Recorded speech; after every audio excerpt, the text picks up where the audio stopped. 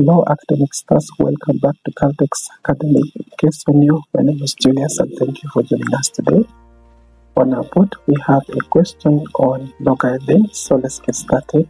And we need to have some small trick here while answering such kind of question, especially if we're given some information. For our question here, we're given log 7 to the base of 10 is equal to 0.8451 and log 2 to the base of 10 equals 0.3010.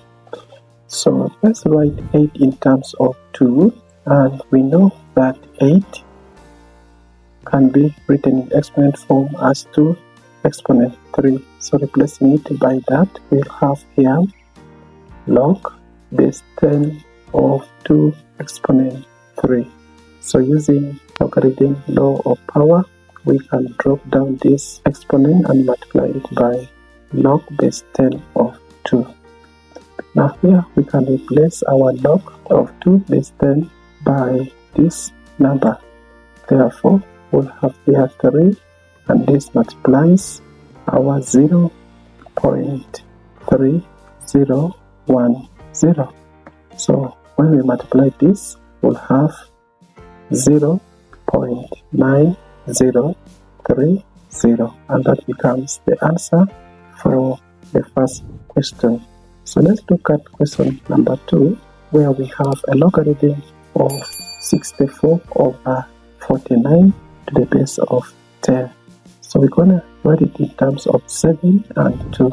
So let's copy it down here, and we have our part B of the question that says log the base of 10 of 64 over 49.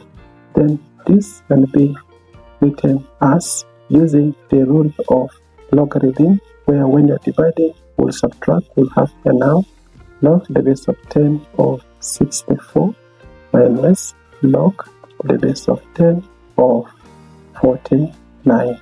So let's write 64 in an exponent form, and we have log to the base of 10 of 2 exponent 6, and we subtract away log to the base of 10 of 7 exponent 2. So here we can lower down using the power rule, and we have 6 times log base 10 of 2. Then we subtract away 2 log 7 base 10. Now making substitution, we have 6 into 0.3010, and this is subtracted away 2 into 0.8451. So multiplying this, let us get more space, and today I'm using external calculator. So we have 0.3010 and we multiply this by 6. Our result is 1.8060 to 4 decimal places minus. So let's also multiply 2 by 0.8451 and we get 1.6902. So let's subtract this away from 1.8060. Our result becomes 0.1158, and that becomes the answer for the second part of this question.